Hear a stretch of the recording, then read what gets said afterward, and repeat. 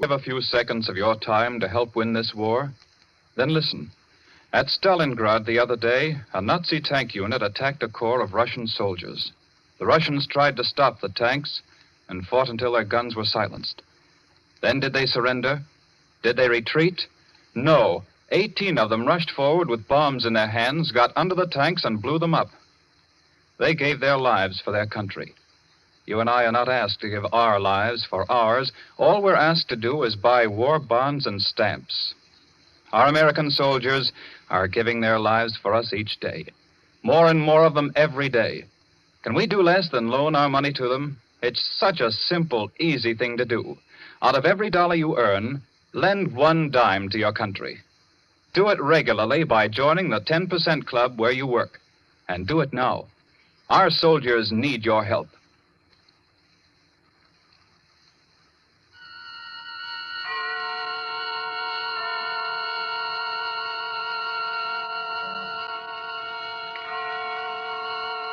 The Columbia Network takes pleasure in bringing you Suspense.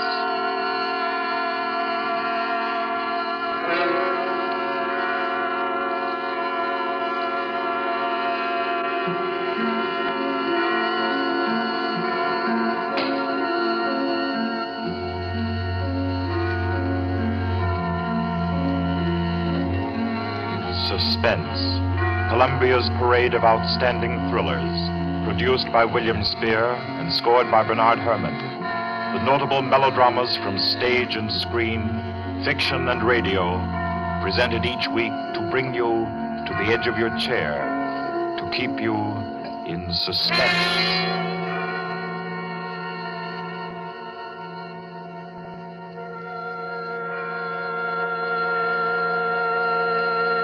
Tonight's story deals with a remote and dangerous house and a terrifying thing that happened there because the rain went on for days and days. It deals with a surgeon and a girl, a giant, and a young man who took a long chance.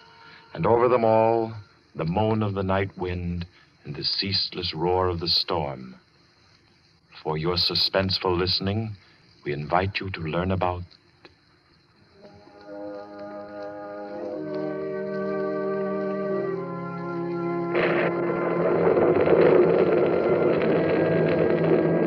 Kettler method.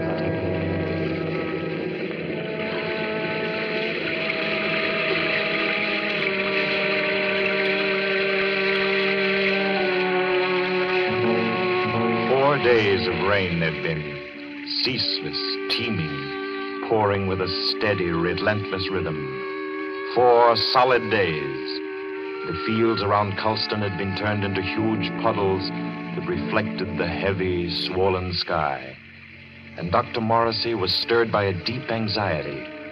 He stood beside a window in his sanitarium, which rose high on a lonely hill a few miles from the little town of Culston, and stared into the jagged, spraying screen of rain.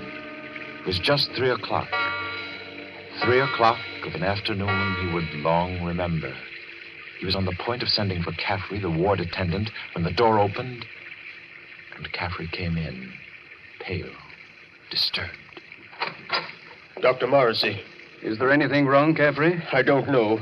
There's a feeling down in the ward. Feeling? This rain's going on too long. The patient's getting uneasy? They're bound to, ain't they? If a guy with good nerves he gets jumpy, you can imagine what it does to theirs. Seem to be affecting anyone in particular? Number 5's been carrying on. Kettler? Yeah. I brought him up. Nurse Carter's waiting with him out in the hall. Bad as that? He's upsetting the others. Keeps asking for some guy named Benham. Oh, that's the man he killed. I didn't know he was homicidal. Oh, it was an accident. He was performing a brain surgery on Benham and... Him? Oh, Kettler was a very important surgeon, Caffrey. Didn't you know that? He keeps saying so, but... It's perfectly true. Very successful Dr. Kettler was. Until he perfected an operative procedure that he called the Kettler method. A new process of brain operation. Spent most of his life on it and... Well, when he tried it for the first time on this young lad Benham, and Benham died on the table, it unbalanced his mind. I got to go back down there now. I think you'd better wait while I talk with Kettler. Okay, I'll bring him in. But don't make it long. I don't like the feel of things around here.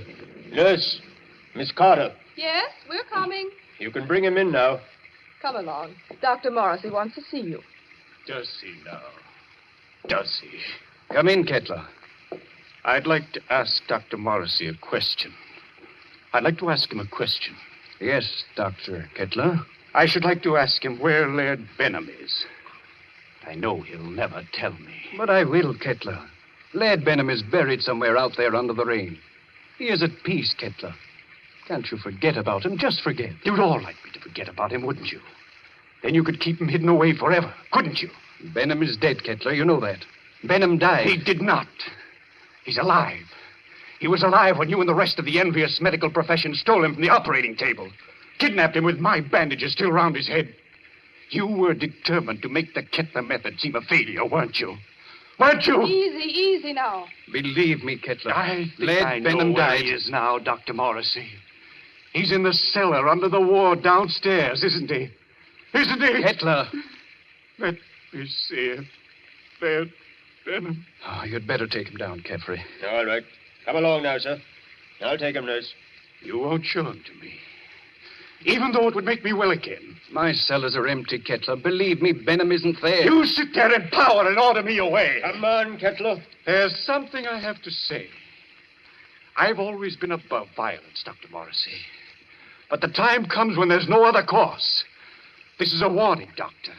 A warning. And the joke is that you won't heed it. Come on with you. You won't heed it now. But you'll remember it. And soon you'll remember it. Tables turn, Dr. Morrissey. Tables turn.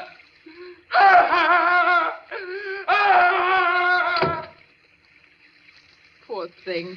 I'm afraid I'm failing with him. Failing completely. But you're not. It takes time to put a man back together. Oh, it's taken me too long with Kettler. I'm beginning to be afraid. If you'll pardon me, Doctor, Yes? I do think you're making a mistake. With him? No, with yourself. You haven't had a real vacation in 3 years, Dr. Morrissey. Oh, you think I'm wearing a bit thin just now, don't you? And you're right. But I really can't leave my patients in anyone else's hands. Not now, at any rate. No, I'll have to make the best of it. But you need relaxation, Doctor. I know. Well, I hope to soothe my ragged nerves somewhat over this weekend. Oh? I've some friends coming down from the city Friday night. Leslie and Claire Winton. Young married couple, newlyweds. And I'm just going to relax with them and forget everything until Monday morning. You must, Doctor. You do need it so badly. Oh, by the way, Doctor. Yes? I slipped some those new sample bandages into your coat pocket. Well, thanks. I'll have a look at them. I think they're quite good. The salesman said that... Yes, nurse. What is it? Did you hear something? Thunder, wasn't it? Something else besides thunder. I thought it... Well, I didn't hear it. My nerves must be getting the best of me. Perhaps it's a case of nurse heal thyself, eh? I'm not the only one who needs a rest. You know, it might be a very good idea if we both... Dr. Morrissey, I heard that. what is it? It's coming from the ward. Sounds like... That was a shot, nurse. You get on the phone. Call the police at Colston. Hello? Keep at it. Hello? Someone's trying to get in from the hall. Dr. Morrissey! Dr. Morrissey! It's Caffrey. Just a moment. Caffrey, what is it? He's ganged up on me. All of them are coming up the stairs. Kettler, clear out of here. Oh. Steady, nurse. He's dead, isn't he? Yes. Dr. Morrissey. Kettler. Remember my warning. Remember it, Doctor. Tables turn, Dr. Morrissey. Tables turn.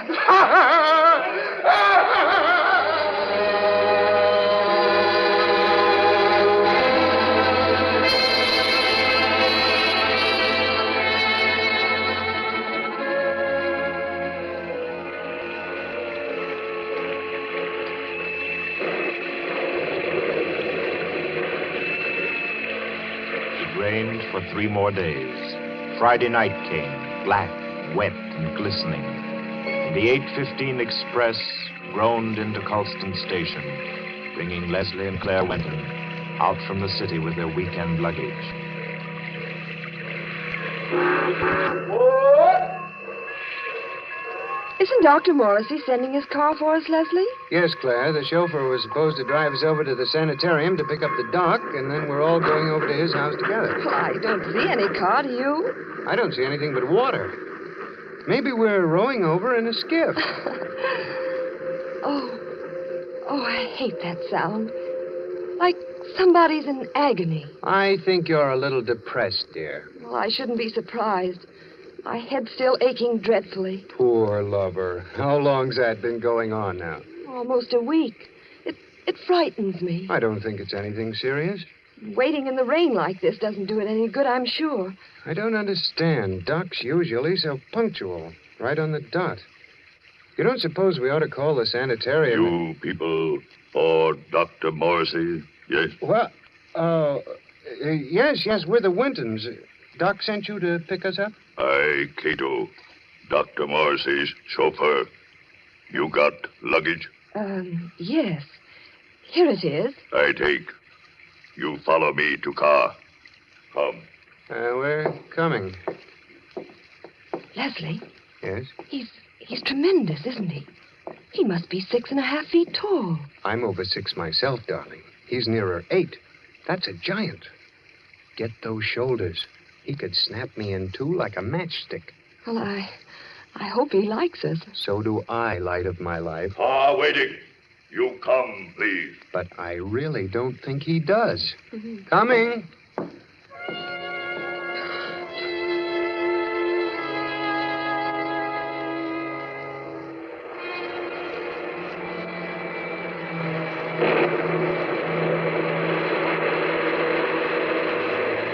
The heavy car lurched and hurtled over the rain-soaked roads, tearing wildly through the dark and careening up the hillside toward the stark walls of the sanitarium. It skidded to a standstill in front of the main entrance, and cold black Cato led them inside.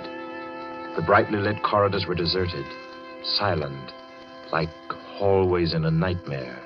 Claire was aware of her headache growing steadily worse as Cato opened the double doors and ushered them into the waiting room. You'll tell Dr. Morrissey we're here, huh? Doctor, be with you soon. You do not go away. Yes, thanks.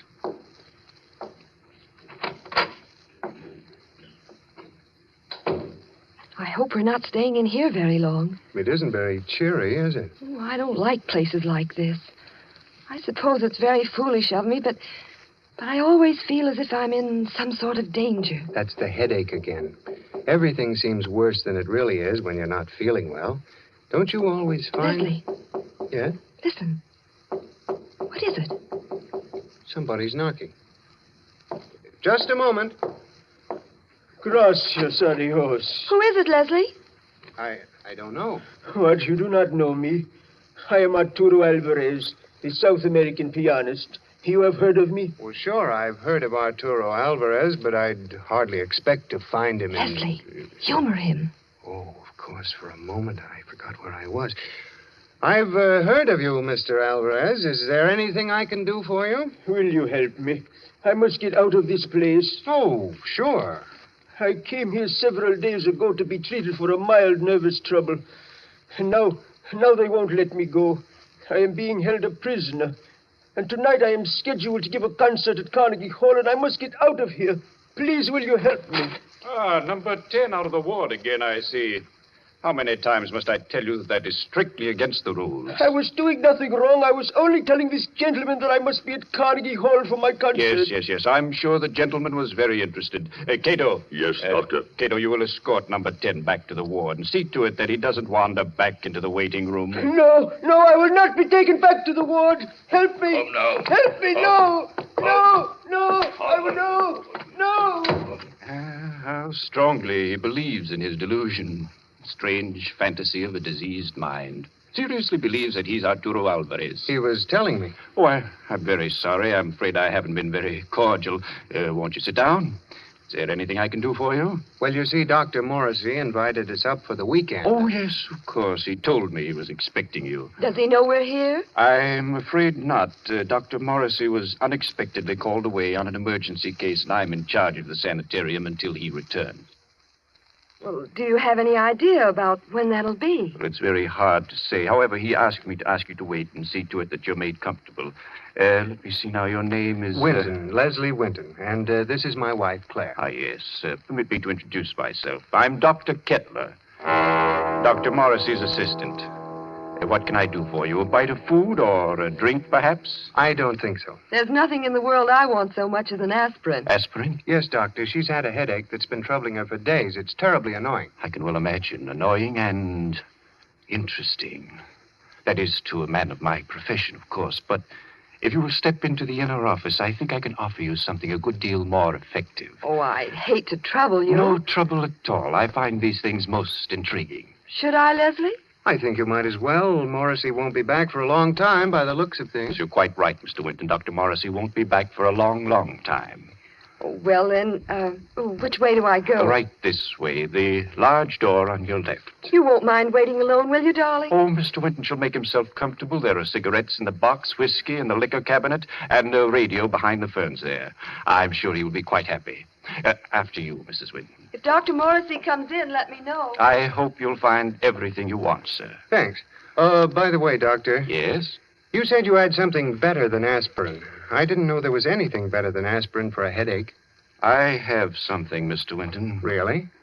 It is a process which I invented myself. One that never fails. A little treatment, very effective and highly complicated, called the Kettler method. Please make yourself at home, Mr. Winton.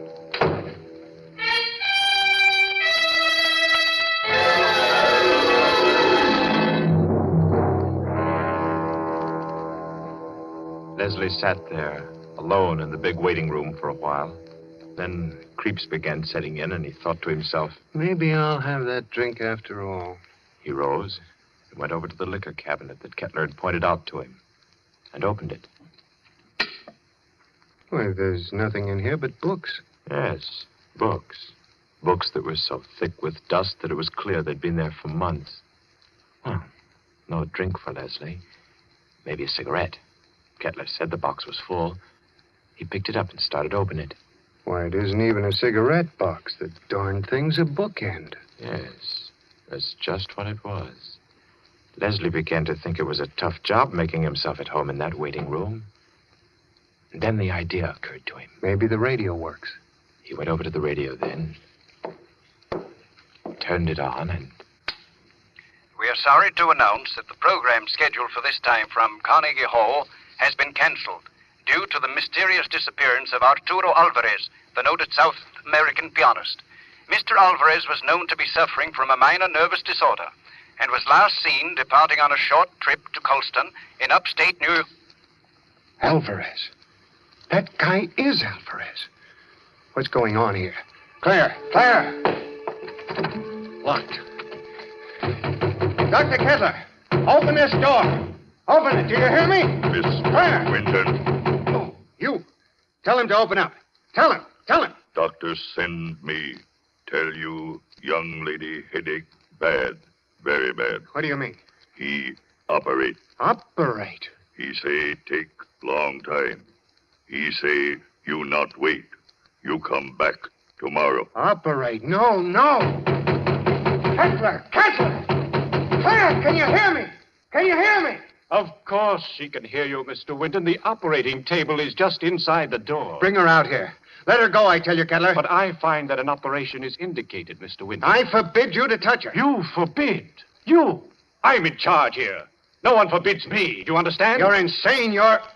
If you lay your hands on her, I'll kill you. So help me, I'll kill you. Very well, Mr. Winton. If you do not wish me to operate, that's all there is to it. I would scarcely force my services upon you. However, the girl's condition is quite serious, and I... Good work. Good work, Cato, my boy. A masterstroke. Do you still forbid me, Mr. Winton? Do you? Do you? Oh, you don't answer. Good, good. Take him to the cellar, Cato, and lodge him there with his friend, Dr. Morrissey. They should have a good deal to talk over in the still hours of the night while I cure the young lady's headache unmolested.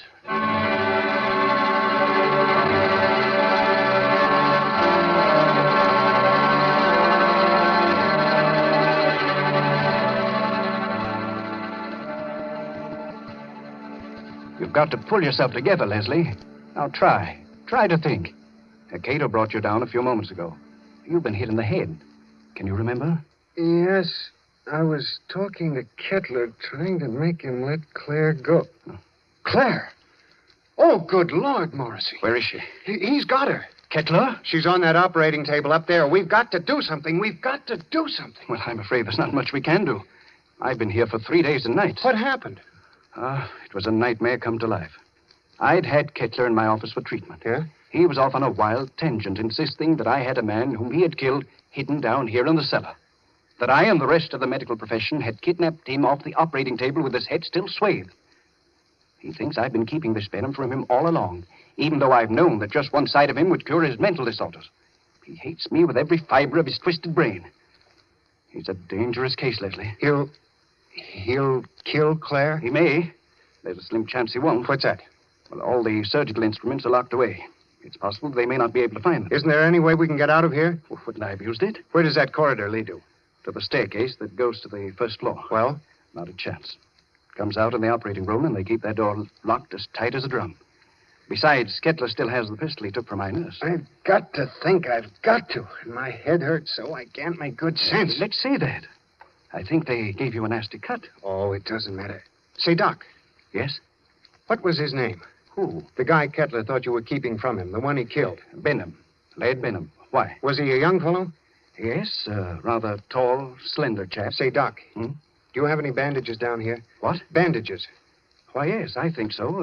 They're stored down here. Enough to bandage my whole head, face, and everything? Why? I might have a chance of getting through that door up there.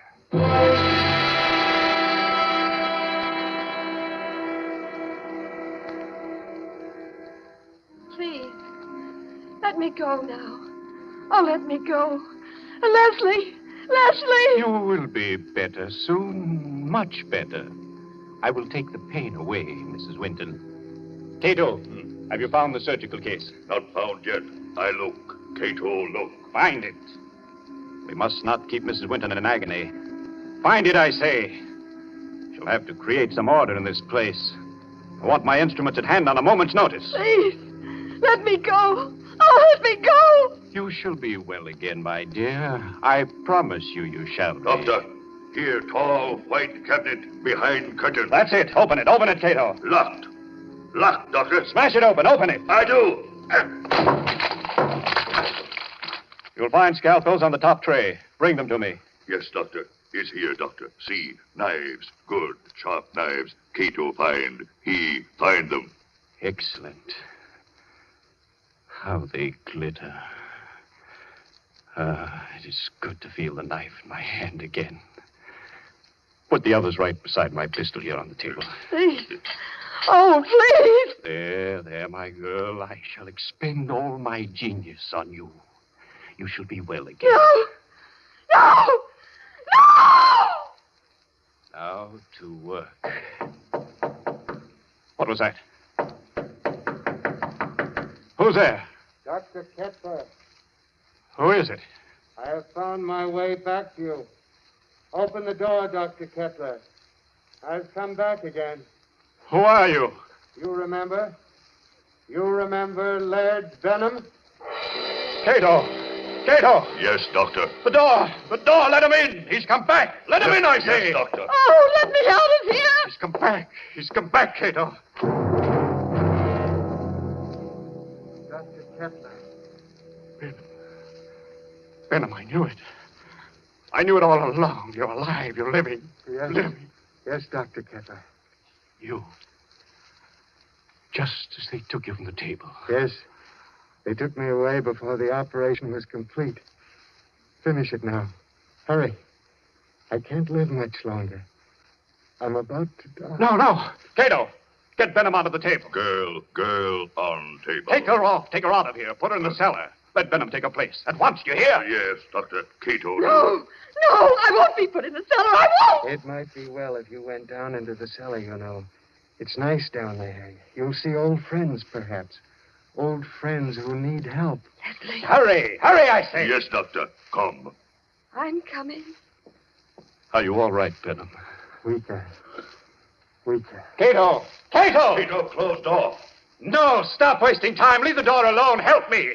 Help me get Benham on the table. Yes, Doctor. Cato, do. Oh, that's right. Now lift him carefully. Yes. Good.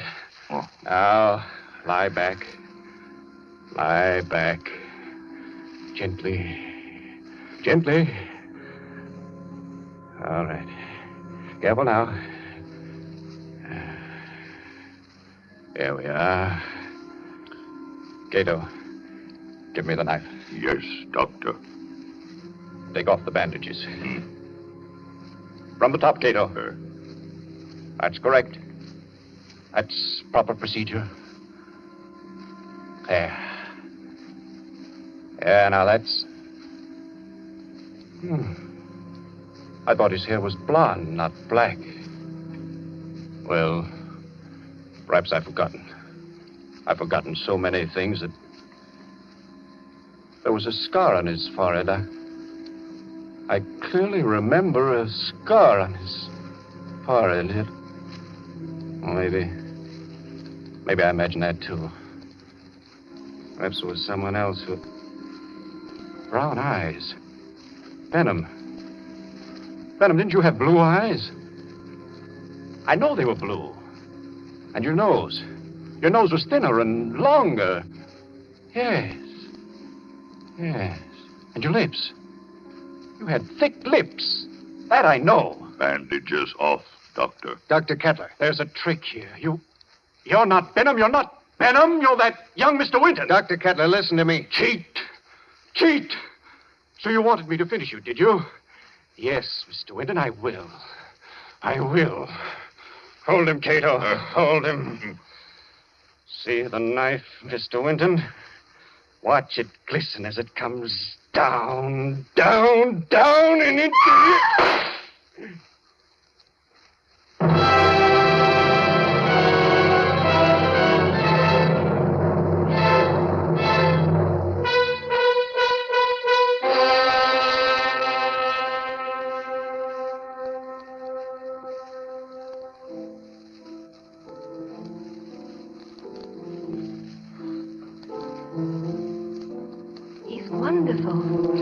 You don't doubt that he's Arturo Alvarez when you hear him play the piano, do you? That's a marvelous old instrument you have, Doc. It was my mother's. This old house has been in the family for generations. Who'd ever thought we'd be alive to sit in your house and listen to somebody play a concerto? We wouldn't have been. At least I wouldn't have been if you hadn't snatched that revolver off the table right out from under Kettler's nose before they threw you into the cellar. That was the lifesaver. Made the weekend perfect. I'm afraid it wasn't very restful. Hereafter, I'm spending all weekends in a cozy little corner under the L. It was worse for Claire than anybody. She had a dreadful time. It was ghastly, all right. Horrible. But you know something? What? My headache. It's completely gone.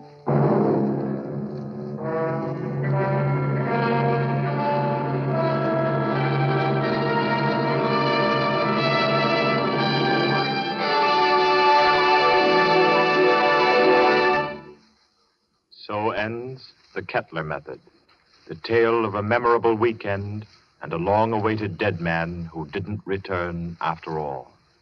This was tonight's story of Suspense. Suspense is produced by William Spear. John Dietz was our director this evening. Tonight's radio drama was written by Peter Barry and scored by Bernard Herrmann.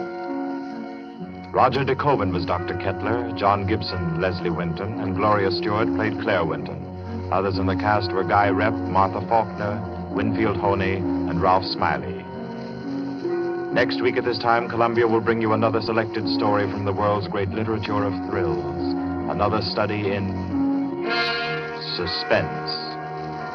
This is Barry Kroger, and this is the Columbia Broadcasting System.